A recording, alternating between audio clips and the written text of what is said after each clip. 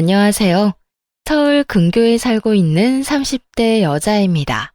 저는 그야말로 믿는 도끼의 발등이 제대로 찍혀 이혼을 하게 되었는데요. 그 믿는 도끼가 제 발등을 어떻게 찍어버렸는지 한번 들어보실래요? 저와 남편은 요리 학원에서 처음 만나게 되었어요. 혼자 자취를 시작하며 배달 음식을 먹던 저는 이대로는 안 되겠다는 생각에 곧장 요리 학원을 등록했고 그곳에서 만난 사람이 남편이었죠. 이렇다 할 요리가 처음인 저와는 다르게 남편은 요리를 꽤나 능숙하게 했고 그런 남편의 도움을 받으며 저는 남편과 빠르게 가까워졌어요. 그렇게 두어 달 저희는 도움을 주고받으며 마음도 주고받게 되었고 남편의 고백으로 연애를 시작하게 되었죠. 참 배울 점이 많다 싶더라고요. 연애를 하는 2년 내내 남편은 한결같이 밝으면서도 참 긍정적인 사람이었어요. 제 앞에 닥친 크고 작은 문제에도 남편은 늘 제 옆에서 아낌없는 응원을 해주기도 하고 때론 해결책을 함께 고민하며 저에게 큰 도움이 되기도 했죠. 그런 남편과 함께라면 저의 앞날도 행복할 거라 생각했고 결혼이라는 단어가 익숙해질 때쯤 제가 먼저 남편에게 프로포즈를 하게 되었어요. 저기, 자기야, 나 할 말이 있는데. 무슨 말이길래 이렇게 뜸을 들여? 왜? 무슨 일 있어? 일이 아니고, 아니, 다르게 생각하면 엄청나게 큰일이긴 한데, 우리 결혼할까? 나 자기랑 이제 연인 사이 말고 부부하고 싶어서. 제 말에 남편은 저를 꼭 안아주며 알겠다고 했고, 그렇게 저희는 결혼까지 꼴이 나게 되었습니다. 결혼을 하고 난 후에도 남편은 여전히 다정했으며 제 눈에는 그 어떤 연예인보다 멋진 남자였어요. 전 그런 남편을 많이 사랑했고 저흰 정말 남들이 다 부러워할 만큼 행복한 나날들을 보내고 있었죠. 그러던 어느 날 남편이 많이 지친 얼굴을 하고서 상의할 일이 있다고 하더군요. 처음 보는 남편의 어두운 표정에 전 직감적으로 무슨 일이 있다는 것을 알아챘고 남편의 앞에 앉아 남편의 입이 열리길 기다렸어요. 여보, 나 사실 요즘 많이 지친 것 같아. 회사 일도 그렇고 여러 가지로 내 길을 잃은 기분도 들고 그래. 몸도 마음도 많이 망가지고 지친 상태랄까? 그래서 말인데 나 회사 그만두고 좀 쉬면서 재정비할 시간을 좀 가지면 안 될까? 항상 밝고 긍정적인 에너지를 뿜어내던 남편의 입에서 이런 말들이 흘러나오니 상황이 보통 심각한 상황은 아니구나 싶더라고요. 이러다 내 남편 잡는 거 아닌가 하는 생각이 들기도 했고요. 그래서 제 눈치만 살피며 기가 죽어있는 남편의 손을 잡고 이렇게 말했어요. 여보, 그런 이야기를 왜 그렇게 눈치를 보면서 말해? 당신이 그렇게나 힘들면 쉬면 되지. 당신 하나 쉰다고 해서 우리 집 안 망해. 그러니까 다른 걱정은 하지 말고 당신 몸, 당신 마음이나 재정비해. 여보, 그렇게 말해줘서 고마워. 고맙긴. 만약 내가 힘들어서 회사 때려치우고 싶다고 하면 당신은 뭐라고 할 거야? 그렇게는 절대로 안 되니 죽는 한이 있어도 회사 다니라고 할 거야? 아니, 그건 아닌데. 그래도 내가 가장이고 남자니까 이런 이야기 꺼내기가 쉽지 않더라고. 가장이고 남편인 거 중요하지.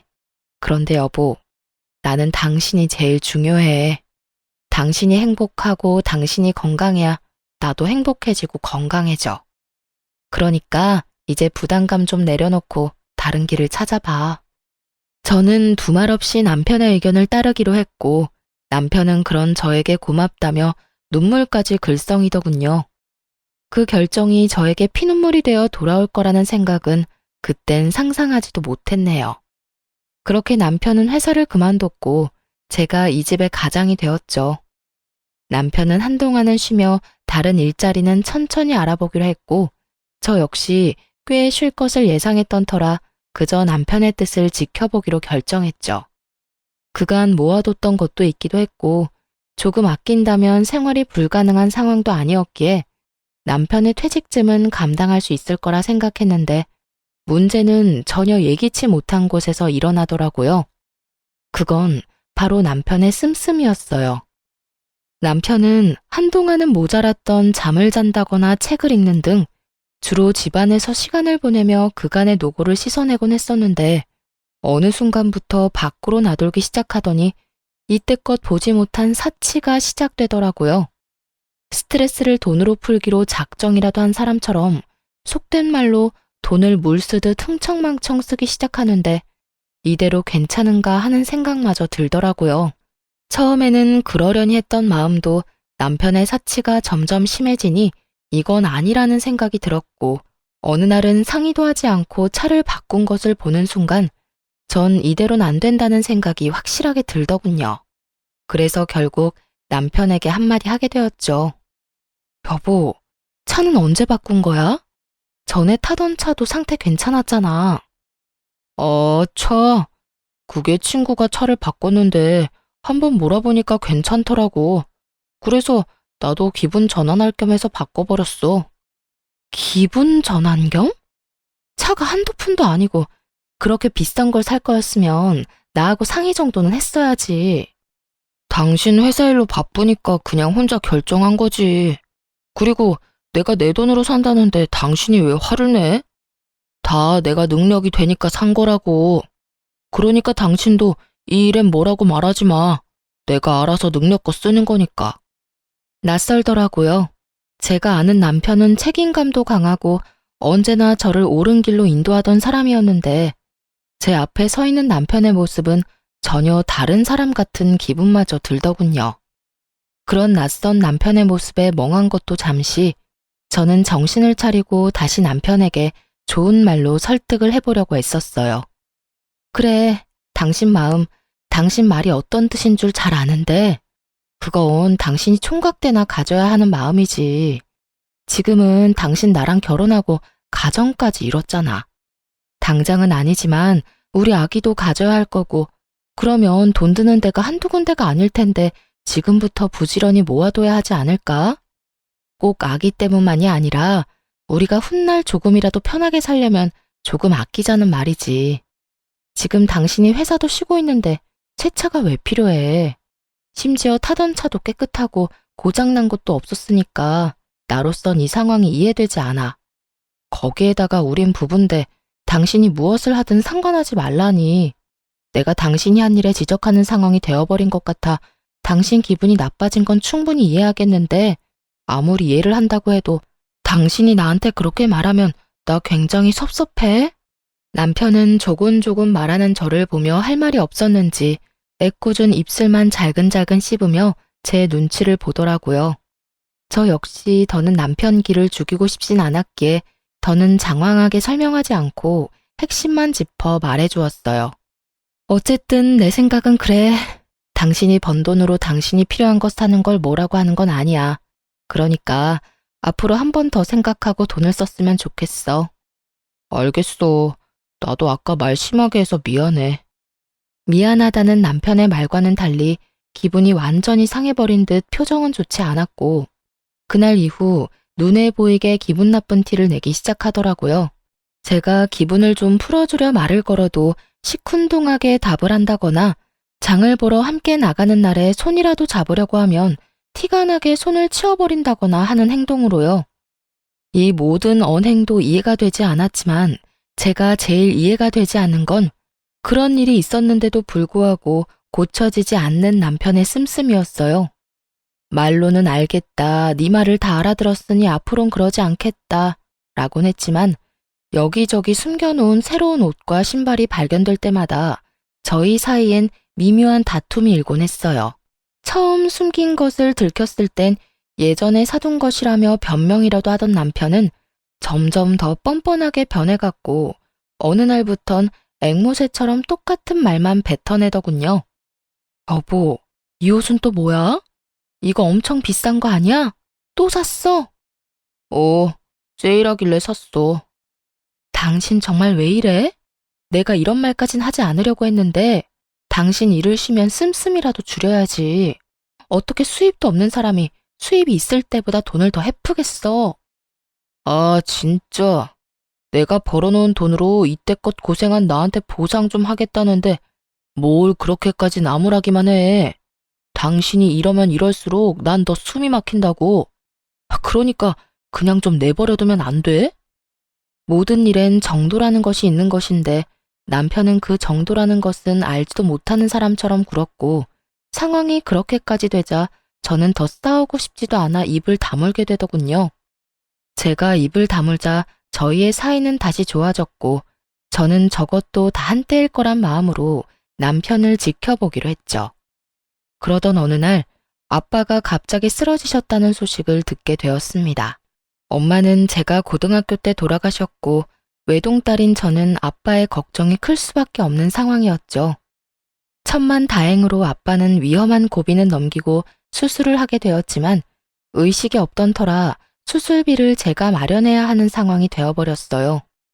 친정에 돈이 없는 것은 아니었으나 아빠가 의식이 없으니 여기저기 적금 등으로 묶인 친정 돈은 제가 마련할 방도가 없었고 아빠도 저도 신용카드는 쓰지 않던 터라 갑작스럽게 큰 현금이 필요한 상황이었어요. 저는 하는 수 없이 시댁으로 찾아가게 되었습니다. 사실 제가 결혼을 하고 난 후 얼마 되지 않았을 때 시댁에 금전적 위기가 있었는데요. 시집 오기 전 아빠가 비상금을 하라며 주셨던 돈을 시아버지에게 빌려드린 적이 있었거든요. 아버님, 이거 제가 시집 올 때 비상금으로 받아왔던 돈이에요. 요즘 힘드시다는 이야기 들었는데 이걸로 우선 급한 불부터 끄세요. 아가야, 내가 아무리 급하다고 한들 어찌 이 돈을 받을 수가 있겠느냐? 어차피 제가 가지고 있어도 지금은 쓸 데도 없는걸요. 일단 쓰시고 여유 되실 때 이자까지 쳐서 주세요. 고맙다 고마워. 내가 조금씩 갚아나가마. 내가 이 은혜 잊지 않으마 아가. 시부는 그때 해준 약속처럼 저에게 다달이 돈을 갚아주고 있었지만 지금 현재 저에겐 큰 돈이 필요했기에 이젠 사정이 나아진 시댁을 찾아갈 수밖에 없는 상황이었죠. 갑작스러운 저의 방문에도 시댁에는 시모뿐 아니라 시부도 저를 기다리고 계셨고 저의 안색이 좋지 않음을 눈치를 챈 시부가 무슨 일이냐며 물어왔어요. 아가야, 무슨 일이길래 안색이 그리도 좋지 않은 게야? 그게 친정아버지가 쓰러지셨어요. 그래서 수술비가 급하게 필요한데 갑자기 그 큰 돈을 구할 데도 없고 해서 앞전에 빌려드린 돈을 좀 받을 수 있을까 해서요. 아무래도 돈 이야기이니 조심스러워질 수밖에 없었고 그 어느 때보다 신중하게 꺼낸 말이 끝나자마자 시부와 시모의 눈치를 살필 수밖에 없더군요. 그런데 제 말을 들은 시부의 얼굴이 불그락 푸르락 환한 얼굴이 되어갔고 전 왜 그러는지 이유를 알 수 없으니 그저 눈치만 더욱 살피게 되더라고요. 그간 시댁 어른들의 인성을 지켜본 바론 제가 단순히 돈 이야기 좀 꺼냈다고 저리 인상을 찌푸릴 사람들이 아니었던 터라 전 시부가 화를 내는 그 상황이 좀처럼 이상하게 느껴지더군요. 침묵은 저의 예상보다 길어졌고 그 무거운 침묵을 깬 건 다름 아닌 시모였습니다. 이 자식이 진짜 도대체 무슨 짓을 하고 다니는 거야? 시모의 첫마디에서 알게 되더라고요. 아, 남편이 큰 사고를 치고 있구나 하고요. 전 최대한 마음을 가다듬으며 시모에게 연유를 물었어요. 어머님, 왜 그러세요? 아가, 혹시 네 남편한테 돈 받은 거 없니? 네? 돈이요? 무슨 돈이요? 그게 네 남편이 얼마 전에 너한테 큰 돈이 필요하다면서 돈을 좀 많이 받아갔어. 그때 좀 이상하다 싶긴 했는데 아무래도 돈 이야기이다 보니까 너도 선뜻 이야기 꺼내기 힘들 수도 있겠다 싶어서 우린 너한테 부담 주기 싫어서 연락을 안 했던 건데 이를 정말 어째? 그간 남편의 사치스러운 행적들이 떠오르며 어이가 없어 할 말이 생각나지 않더라고요. 자기가 번 돈으로 자기가 쓴다고 하더니 사실은 그 돈들이 아빠가 준 제 돈이었으니까요. 도무지 이때껏 제가 알고 있던 남편의 모습은 무엇이었나 하는 마음도 들더라고요. 저의 이 복잡한 마음을 눈치챈 시부는 헛기침으로 제 시선을 잡아끈 후 이렇게 말하더군요. 아가, 생각이 많은 거 안다. 나도 이렇게 마음이 복잡한데 너는 오죽하겠어? 그런데 일단 급한 불부터 끄고 생각하자꾸나. 내가 일단 지금 급한 돈은 당장 마련해주마. 일단 우리 사돈부터 살리고 보자꾸나. 그리고 내가 미안하다. 그렇게 큰 돈을 그냥 내주는 것이 아니었는데 정말 미안하구나.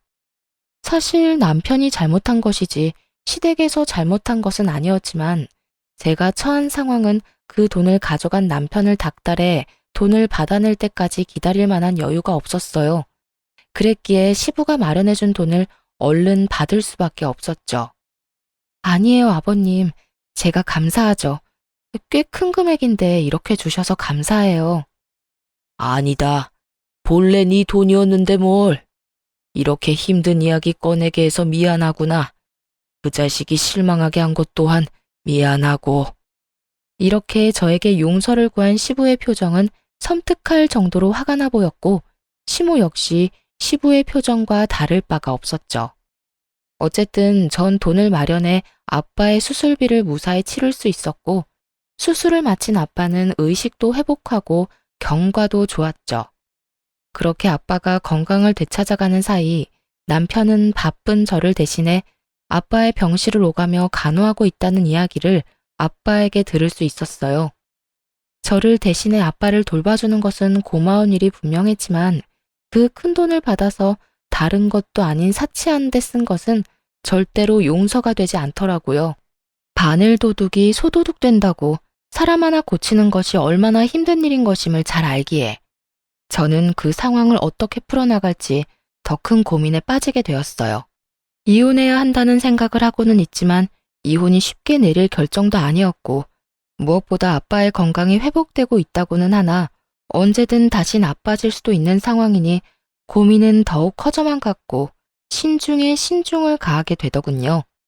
하지만 그 모든 것이 걸리는 상황이라도 남편과 이야기를 나눠 똑바로 짚어야 하는 문제임은 확실했죠. 저는 여전히 저에게 심드렁한 남편을 붙잡고 말했어요. 여보, 나랑 이야기 좀 해. 무슨 이야기? 나 아버님, 어머님께 이야기 다 들었어. 당신 내 핑계를 대면서 내가 빌려드린 돈 거의 다 받아갔다며? 어떻게 된 일인지 설명해. 제 말을 들은 남편은 눈빛이 흔들리기 시작하더니 퍼렇게 질린 얼굴을 하고서 고개를 떨어뜨리더군요. 그렇게 고개만 숙인다고 상황이 해결되지 않아. 그러니까 어떤 말이든 해봐. 남편은 저의 닥달에 망설이는 듯 싶더니 이내 입을 열더군요. 그게 처음부터 이럴 작정은 아니었어. 쉬면서 몸도 마음도 회복되고 나니까 그동안 악착같이 산 게 후회가 되더라고. 이러다 죽으면 다 소용없겠다 싶기도 했고. 그래서 이것저것 사다 보니까 카드값이 감당이 안 됐어. 거기에다 차도 대출받아 덜컥 사버리긴 했는데 그 다달이 나가는 돈이 감당이 더욱 안 되는 거야. 돈은 필요한데 돈은 없으니까 신용대출도 조금 받았어. 그러다 정신 차려보니 당신한텐 말도 못 꺼낼 만큼 빚이 늘어 있었고 그래서 그런 짓까지 하게 된 거야. 빚이 빚을 낳는다더니 그 말 하나 틀린 것이 없더라고요. 남편은 감당하지 못할 만큼의 사치를 부리고 있었고 그 결과 저에게 큰 실망을 안겨주었던 것이었죠. 전 당장이라도 욕이 튀어나오려는 것을 겨우 누르고서 남편에게 말했어요. 당신, 나 알지? 난 가까운 사람이랑도 돈 거래 안 하는 사람이야. 그런 내가 당신하고 어머님 아버님을 믿고 기꺼이 그 큰 돈을 빌려드린 건데 어떻게 다른 사람도 아닌 당신이 그런 내 믿음을 이런 큰 실망으로 돌려줄 수가 있어? 당신 정말 내가 알던 그 남자가 맞긴 해? 여보, 내가 정말 미쳤었나 봐. 내가 진짜 잘못했어. 내가 진짜 화나는 게 뭔지 알아? 당신이 나를 실망해서까지 받은 돈으로 고작 사치를 부렸다는 게 난 너무 화가 나. 너무 실망스럽다고. 꼭 필요한 곳이 있어서 나 몰래 썼다고 해도 기가 막히는데 그 돈들을 고작 옷, 신발, 차 이런 걸 사느라 빚진 데 썼다고? 이걸 내가 어떻게 받아들여야 해? 내가 진짜 할 말이 없다. 내가 그 순간에 잠시 정신이 나갔었다는 말밖에는 정말 미안해. 남편은 정말 반성이라는 걸 하는 듯 보였고 전 그런 남편에게 시부의 말을 전하기로 했어요. 사실 제가 모든 사실을 알고 집으로 돌아온 날 시부에게서 전화가 왔었어요. 제가 빌려드린 돈을 다 입금했다는 말과 함께 시부는 이렇게 말을 하더라고요. 아가야, 실망이 큰 거 잘 안다. 그래도 나를 봐서라도 한 번만 더 기회를 주면 안 되겠어? 아버님, 그게 저도 고민이 많아요. 그래, 왜 안 그렇겠어? 그래도 네가 나를 봐서라도 기회를 한 번 더 준다면 내가 어떻게 해서든 정신교육 다시 해놓으마. 정신교육이요? 그래, 일단 그 녀석이 가져간 돈은 내가 다 받아낼 생각이다. 사돈 수술만 잘 끝나고 나면 우리 회사에 출근시켜서 온갖 자비는 다 시킬 생각이야. 밑바닥부터 굴리다 보면 그 녀석도 동기한 줄 알겠지. 옆에서 끼고 있으면서 인간 한번 만들어 보마. 그러니 나를 믿고 한 번만 더 지켜봐주면 안 되겠어? 시부에 이런 부탁이 없었다면 당장 이혼을 했을 수도 있었을 텐데 저는 많은 고민을 한 끝에 남편이 아닌 시아버지를 한 번 더 믿어보기로 했고 저의 긍정적인 반응에 시부는 자신에게 돈을 다 받았다는 말은 하지 말라고 당부하셨어요. 전 시부의 당부 그대로 남편에게 전했고 남편은 아직 정신을 덜 차렸는지 반발하고 나서더군요. 뭐? 내가 아버지 회사에? 그것도 말단 사원도 아니고 잡일이나 하는 직원으로 출근을 하라고? 내가 왜? 지금 당장 다른 곳에 취업해도 그런 취급은 받지 않는다고. 그런데 내가 왜? 당신 아직도 정신 못 차렸구나. 당신이 친 사고가 얼만데 아직도 찬밥 더운 밥 가릴 거야? 당신은 그렇게까지 안 하면 정신 차리긴 힘들 테고 나는 그런 정신 빠진 남자랑은 더는 살 생각 없으니까 당신이 결정해. 아버님 회사에 출근할 거야 아님 나하고 이혼할 거야? 저는 남편에게 마지막 기회를 주었고 남편 역시 저의 확고한 의지를 알아챘는지 저와 시부가 시키는 대로 하겠다고 하더군요. 바로 다음 날부터 시부의 회사로 출근하기 시작한 남편은 밤이 되면 거지꼴이 되어 들어오더라고요. 듣기로 시부의 회사에서 남편이 주로 하는 일은 청소부터 시작해서 짐 나르기 등 주로 몸을 쓰는 온갖 잡일을 하고 있다고 하더군요. 시간이 흐를수록 남편의 꼴은 보기 힘들어졌지만 그 눈빛만큼은 예전 제가 알던 눈빛으로 돌아오고 있었고 그렇게 힘들게 번 돈은 남편의 생활비와 시부에게 매달 갚는 돈을 제외하곤 모두 저에게 고스란히 입금이 되었어요. 전 그 돈을 따로 모아두었다가 시댁에 큰 행사가 있을 때 쓰기도 하고 일정 금액이 되면 적금으로 묶어두기도 했죠. 그렇게 1년 남짓 남편은 제가 알던 남편의 모습으로 돌아와 있었고 전 그 당시 남편과 이혼을 하는 대신 기회를 한 번 더 주었던 것을 참으로 다행이라고 여기며 지내고 있었죠. 그러던 어느 날부터인가 남편의 퇴근이 늦어지기 시작했고 왜인지 이상한 예감에 우선 시아버지한테 전화를 걸었죠. 요즘 남편이 계속 늦어진다고 말하며 회사가 많이 바쁘냐고 물었고 아버님이 바쁘긴 한데 정작 남편이 야근까지 하는지는 몰랐다며 회사에 전화해서 남편이 정말 일을 하고 있는 것인지 확인해 보겠다며 전화를 끊었습니다. 얼마 지나지 않아 시부에게 전화가 걸려왔고 전 그 전화를 받았죠. 네, 아버님. 그래, 아가. 회사에 전화해보니 그 녀석 창고 정리를 하고 있다고 하더구나. 녀석도 참 시키지도 않았는데 그런 일까지 다 하고 말이다. 어머, 그래요? 야식이라도 준비해 놓아야겠어요. 저는 굳은 일도 마다하지 않고 열심히 하는 남편이 기특했고 시부 역시 저와 같은 마음인 듯 하더군요. 저기 아가, 근 1년 동안 지켜보니 정신도 좀 차린 것 같고 요즘엔 열심히 일하는 게 기특하기도 해서 이제 일다운 일 좀 시켜보려는데 네 생각은 어떠냐? 옆에서 끼고 가르치다가 하나둘씩 넘겨주려고 하는데 그 말씀은 회사를 물려주고 싶다는 말씀일까요? 그래, 내가 요즘 고민이 많아. 요즘처럼만 하면 걱정 없겠다 싶다가도 섣불리 판단하는 건 아닌가 하는 생각도 들고. 네가 보기엔 어떠냐? 내가 그 녀석한테 회사를 물려줘도 될 것 같으냐? 요즘 퇴근 시간이 많이 늦는데 그게 다 일을 너무 열심히 하다 보니 늦는 거 아니겠어요? 그렇지. 네가 생각하기에도 정신 차린 것 같지? 네, 아버님께서 가까이에서 좀 더 들여다보시고 이제 되었다, 이제 좀 안심하고 맡겨도 되겠다 싶으실 때 아버님 뜻대로 하셔요. 제 말을 들은 시부는 다시 생각해도 남편이 기특한지 연신 허허 웃으시다 전화를 끊으셨고 저 역시 기특한 남편을 위해 야식을 만들어 놓고 기다렸어요. 하지만 아무리 기다려도 남편은 오지 않았고 12시가 넘어 남편에게 전화가 오더라고요. 그 전화는 택시 기사분이 건 전화였고 집까진 왔는데 남편이 너무 취해 정신을 못 차리고 있다고 하더군요. 저는 부랴부랴 밖으로 나가보았고 그곳엔 제대로 걷지도 못할 정도로 취한 남편이 있었어요. 이상하더군요. 술을 먹을 수도 있고 취할 수도 있는 것이었지만 시부와 통화한 것이 9시가 조금 넘었을 때였고 적어도 남편은 10시 정도면 퇴근을 했을 텐데 12시가 훨씬 넘은 시간까지 술을 마셨다니 전 비틀거리는 남편을 부축하며 추궁 아닌 추궁을 하기 시작했죠. 여보, 괜찮아? 정신 좀 차려봐. 괜찮아. 난 괜찮아. 아, 이 사람이 진짜 누구랑 마셨어? 누구랑 마셨길래 이렇게 많이 마셨어? 그리고 지금 시간이 몇 시인 줄 알아? 내가 못 살아, 정말. 그냥 아는 형이랑 먹었어. 이야기하다가 먹다 보니 이렇게 됐네. 미안해. 이렇듯 두루뭉술하게 넘어가는 남편을 보며 이 인간 또 숨기는 게 있구나 싶었죠.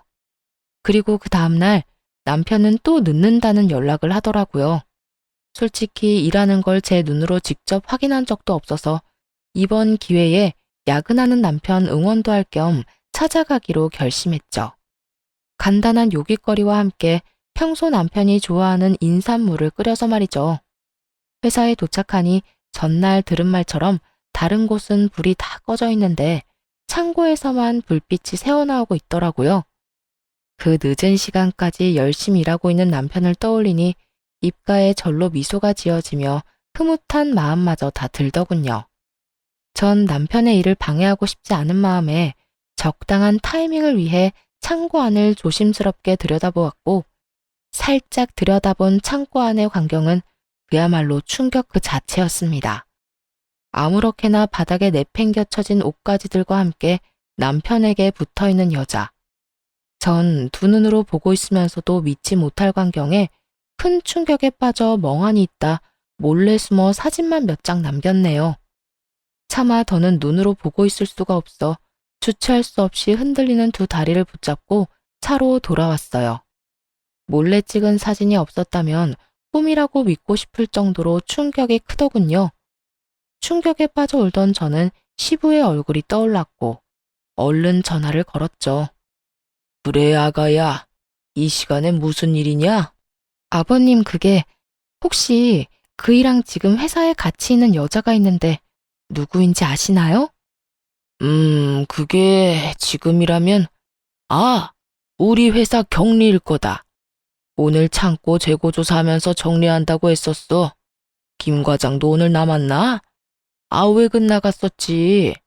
두 사람이 우리 회사에 오래 일한 사람들이라 한다. 회사에서 만나서 결혼까지 한 우리 회사 유일한 사내 부부지. 그런데 그건 왜 묻는 게야? 무슨 일 있는 게야? 아버님, 놀라지 마세요. 저 지금 회사에 왔는데 글쎄 창고에서 두 사람이 바람을 피우고 있더라고요.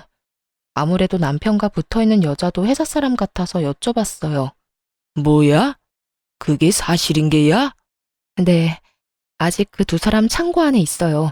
아버님, 지금 당장 그 김 과장이라는 분 좀 회사로 불러주세요. 시부는 화가 엄청나게 난 듯했고 그 화는 제 말을 완전하게 믿는다는 뜻과도 같았죠. 그렇게 전화를 끊은 전 얼굴 한번 본 적 없는 김 과장이라는 사람을 기다렸고 얼마 지나지 않자 신발도 제대로 신지 않은 김 과장이 다급히 창고로 뛰어들어가더군요. 그 뒤로는 뻔한 결말이었어요. 남편은 옷도 제대로 갖춰 입지 못한 채 김 과장에게 머리채를 잡혀 창고 밖으로 끌려 나오고 있었고, 그 뒤를 울고불고 난리가 난 상간녀가 나오더군요. 전 그 모든 광경을 지켜보고 있었고, 남편은 김 과장에게 일방적으로 맞기 시작했어요. 한참을 맞고만 있던 남편은 김 과장의 주먹질이 끝나자 그 앞에 무릎을 꿇고 빌기 시작하더라고요. 과장님, 죄송합니다. 정말 죄송합니다. 제가 잠시 미쳤었나 봅니다. 죄송? 이게 죄송하다는 말로 끝날 문제야. 어떻게 가정 있는 여자랑 그딴 짓을 할 수가 있어? 그것도 내 와이프인 거 뻔히 알면서 어떻게 그딴 짓을 할 수가 있냐고? 정말 죄송합니다. 입이 10개라도 할 말이 없습니다. 제발 한 번만 용서해 주십시오. 용서? 이게 용서가 될 일이라고 생각해? 도대체 언제부터야? 도대체 언제부터냐고? 얼마 되지 않았습니다. 정말이에요. 그러니까 과장님, 제발 아버지랑 제 아내한테만큼은 비밀로 해주시면 안 되겠습니까? 뭐? 비밀? 네, 그 두 사람 알면 저 진짜 죽습니다. 제발 좀 살려주십시오. 제발요. 이렇게 부탁드리겠습니다.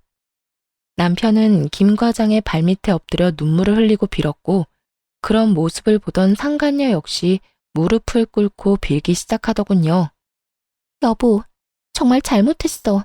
그런데 우리 오늘이 정말 처음이야. 믿어줘. 아까 창고 정리하다가 너무 힘들어서 밥 먹으면서 반주 좀 했는데 술 기운에 그만. 실수야, 실수. 실수? 그게 실수라고? 그 말을 내가 믿을 것 같아? 믿어줘. 정말이야. 지금 이 상황만 보지 말고 이때껏 내가 당신하고 살면서 보여준 모습들을 떠올려봐. 나 당신 정말 사랑하고 누구보다 열심히 살았잖아. 그러니까 이번 한 번만 용서해줘. 나 당신하고 이혼하면 못 살아. 그래? 그럼 살지 마. 뭐? 나하고 이혼하면 못 산다며? 나 당신 같은 여자랑 더는 못 사니까 무슨 일이 있어도 이혼할 거야. 그러니까 못 살겠으면 살지 말라고. 여보, 제발, 제발 용서해줘. 내가 이렇게 빌게. 단호한 김 과장과 그런 김 과장을 붙잡으며 애원하는 상간녀. 마치 막장 드라마의 한 장면 같더군요. 뒤늦게 저의 모습을 발견한 남편은 그야말로 얼굴이 사색이 되어가고 있더군요. 여보, 여기 어떻게 왔어? 어떻게 오긴. 당신 힘들게 야근한다길래 먹을거리랑 물 좀 끓여왔는데 상상도 못했던 재밌는 광경을 봤지 뭐야? 그래서 내가 김 과장님 불렀어. 이런 재미있는 구경은 같이 해야 재미있는 법 아니겠어? 여보, 미안해. 미안하다고 하지도 마. 당신이 인간이야? 내가 어떤 마음으로 당신한테 기회를 주었는지 몰라? 어떻게 나한테 이럴 수가 있어? 저는 절규 섞인 고함을 내질렀고, 저의 이런 모습에 남편은 고개를 바닥에 쳐박고 애원하며 빌기 시작하더군요. 여보, 진짜 미안해. 내가 정말 미쳤었어. 처음부터 이러려고 했던 건 아닌데 정말 미안해. 내가 당신한테 너무 큰 잘못한 거 알아. 그런데 나 진짜 마지막으로 한 번만 더 용서해주고 기회를 주면 안 될까? 나 이때까지 잘해왔잖아. 오늘 일은 정말 실수야. 실수라고. 실수? 실수라고? 나 말을 안 해서 그렇지. 지난 1년 동안 너무 힘들었어. 일은 일대로 힘든데 내 주머니로 들어오는 돈은 없지. 아버지 눈치에 당신 눈치에 그 상황이 너무 답답하기도 하고 짜증도 나고 그렇더라고. 그런데 그때 나한테 저 여자가 잘 대해주니까 나도 모르게 눈길이 가서 이런 실수를 저지르게 됐어. 그렇다고 마음을 줬다거나 그런 일은 절대로 없었어. 정말이야. 내가 진짜 미쳤었어. 그러니까 나한테 한 번만 더 기회를 주라. 응? 제발.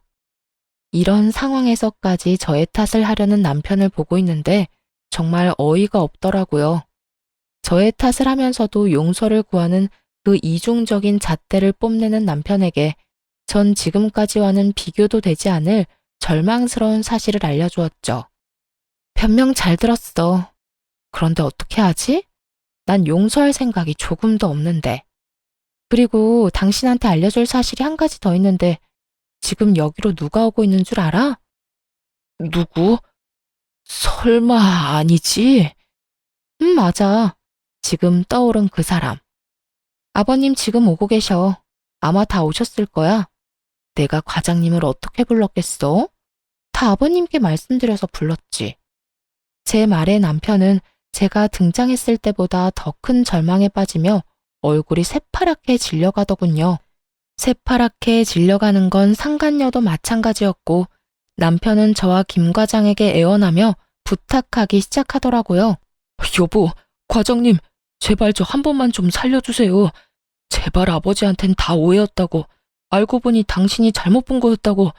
과장님도 아무것도 못 봤다고 그렇게 좀 말씀해 주세요. 제발요. 제발. 이렇게 부탁드릴게요. 이렇게 부탁해 여보. 남편은 거의 바닥을 기다시피 애원했지만 그 애원이 무색하게도 그 순간 시부가 무서운 얼굴로 남편을 향해 다가와 그대로 남편의 뺨을 내리쳐버리더군요. 네 이놈, 네가 어떻게 이렇게까지 쓰레기일 수가 있어? 네 놈이 어떻게 이렇게까지 정신을 못 차릴 수가 있냐고. 이제 하다 바람까지 피워?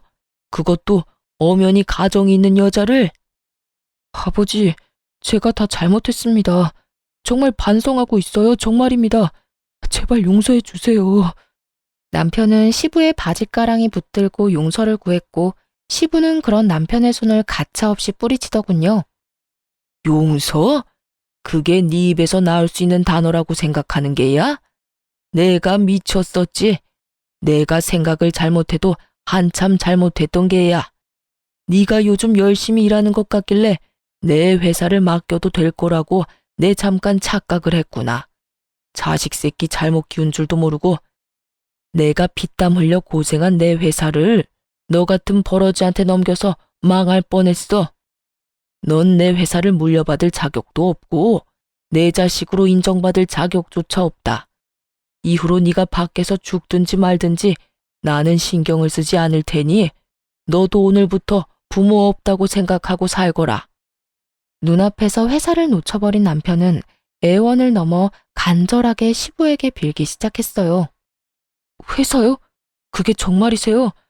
저는 아버지가 그런 생각하고 계신 줄도 모르고 제가 잠시 미쳤었나 봐요. 그러지 말고 제발 한 번만 봐주세요. 저도 사람인데 실수도 할 수 있는 거잖아요, 아버지. 마지막이라 생각하시고 한 번만 더 기회를 주시면 제가 정말 더 열심히 할게요. 뭐? 실수? 네 놈이 한 짓은 실수로 덮을 수 없는 중대한 사안이고 너 하나 때문에 내 회사에서 10년 넘게 일한 과장은 소중한 철을 잃었다. 네가 사람 새끼면 회사에 눈이 멀어서 봐달라는 말이 입 밖으로 나와선 안 되는 게다. 제가 정말 입이 10개라도 할 말이 없는 상황이라는 건 잘 알아요. 그런데요, 아버지. 저는 아버지의 하나뿐인 아들이잖아요. 하나뿐인 아들이 뭐가 대수냐? 그깟 아들 처음부터 없는 셈 치고 살면 되는 것을. 네가 무슨 말을 짓거리든 내 생각엔 변함이 없을 테니 그런 줄 알고 쏙 꺼지거라. 남편에게 단호하게 못 박은 시부는 몸을 돌려 김 과장과 상간녀를 향해 이렇게 말하더군요. 자네는 오늘부로 당장 퇴사 조치할 테니 그런 줄 알고 내일부턴 출근하지 말게. 김 과장한텐 내가 입이 10개라도 할 말이 없어. 미안하네. 일단 우리 이야기는 내일 하도록 하고 오늘은 자네 저 데리고 돌아가 보게. 집안 문제로 할 이야기가 많을 터이니. 이렇게 말한 시부는 저의 손을 잡고 그 자리를 벗어나게 해주었습니다. 시부는 아무래도 집에 혼자 두기가 불안했는지 저를 시댁으로 데리고 갔고 시댁엔 저를 걱정스러운 표정으로 기다리고 있는 시모가 있더군요. 아가, 괜찮아? 어머님, 이제 어떻게 해요? 저 이제 어떻게 해요? 그래, 울거라 울어. 나도 이렇게 울고 싶은데 너는 오죽하겠니? 이 어미가 미안하다. 내가 자식 새끼를 잘못 키웠어. 내가 다 미안하다, 아가. 시모는 저를 꼭 끌어안으며 자신이 더 미안하다고 했고, 전 그런 시모의 품에서 참았던 눈물을 한참을 흘렸습니다. 그렇게 한참을 온 저에게 시부와 시모는 자고 가라며 저를 붙잡았지만 저는 괜찮다고 하며 집으로 돌아왔어요. 시댁에서도 쫓겨날 것이 분명한 남편이 집에서 편히 지내는 꼴은 볼 수가 없었거든요. 집으로 돌아온 저는 남편의 짐을 싸 문 앞에 던져두고 집 비밀번호를 바꿔버리곤 친정으로 가서 지내기로 했어요. 아무래도 남편의 흔적이 가득한 그곳에선 한시도 숨을 쉬고 싶지 않았으니까요. 제가 친정에 간다는 말을 들은 시댁에서 친정의 전화에 용서를 구하고 상황을 잘 설명해준 덕분에 친정에 도착한 저는 긴 설명 대신 아빠에게 따뜻한 마음의 위로를 받을 수 있었어요. 우리 딸 고생 많았어. 아빠, 죄송해요. 이런 꼴 보여서. 네가 뭐가 죄송해? 네가 잘못한 게 뭐가 있다고. 그러니까 나한테 죄송할 필요도 없어. 아빠, 고마워요. 고맙기는. 딸, 잘 들어. 그놈이랑 너랑 이혼한 이유 중에 네 잘못은 단 하나도 없어. 넌 할 만큼 했고 이젠 후회 없이 네 삶을 살면 되는 거야. 후회는 너같이 좋은 여자 놓친 그놈이나 하는 거지 네가 할 것이 아니란 말이야. 그러니까 우리 딸은 그런 미련스러운 감정은 갖지도 말고 앞으로 행복하게 너만을 위해서 잘 살자. 알겠지? 아빠는 저를 위로해 주셨고 저는 그런 아빠의 응원을 받으며 힘을 낼 수 있었습니다. 그 뒤로 전 이혼을 진행했고 다들 그렇게 하시듯 저 역시 상간녀 소송을 함께 진행하게 되었죠. 저의 예상대로 두 사람은 하룻밤의 실수가 아니었고 그 증거들은 시부의 회사 내 CCTV에서 심심치 않게 나오더군요. 여러 증거 덕에 저는 위자료를 두둑하게 챙김과 동시에 재산 분할 역시 저에게 유리한 쪽으로 판결이 나며 성공적인 이혼을 하게 되었습니다. 전 남편은 아예 시댁에서 쫓겨났다고 들었어요. 상간녀와 외도를 저지르며 빚을 또 내고 있었던 터라 이리로 보나 저리로 보나 생각할 필요도 없이 빚쟁이가 된 것은 자명한 일처럼 보이더군요. 거기에다 저에게 위자료를 줬을 뿐 아니라 상간남 위자료도 줬을 테니 그 인간에게 남은 인생도 참 한숨뿐이겠더군요. 상간녀 역시 이혼을 당했고 이혼을 하고 난 후에는 빚쟁이가 된 전 남편을 버리다시피 하고 도망을 갔다는 이야기를 들을 수 있었습니다. 그 뒤론 전 남편의 소식을 듣지 못하고 살았는데 몇 달이 흐른 어느 날 시부에게서 연락이 왔더라고요. 며칠 전 전 남편이 시댁으로 찾아왔는데 제 생각이 나더라면서요. 아가, 잘 지내고 있어? 네, 그럭저럭 지내고 있어요. 아버님이랑 어머님은 잘 지내시죠? 그럼 우린 잘 지내고 있다. 며칠 전에 그 녀석이 집으로 찾아왔더구나. 그래서 네 생각이 나서 전화해봤어. 어떻게 지내나 싶어서. 아, 그랬어요? 아직 집에 들이지 않으셨던 거예요? 전 이쯤이면 당연히 집에 들이셨을 거라 생각하고 있었는데. 집에 들이기는 무슨 거짓골을 하고 찾아왔길래 다시는 찾아오지도 말라고 소리치곤 대문도 안 열어줬다. 꼴을 보아하니 빚이 산더미인 것 같더구나. 지내는 곳도 마땅하지 않은 것 같았고 그래도 받아주지 않았어. 그딴 놈 받아줘봤자 내 명줄만 재촉하는 꼴이지 않겠냐. 또 무슨 짓을 벌여 내 뒤통수 칠 줄도 모르는 일이고. 나도 나지만 네 시어머니가 화가 단단히 나서 절대 안 받아줄 거라고 하더구나. 아, 그러셨어요.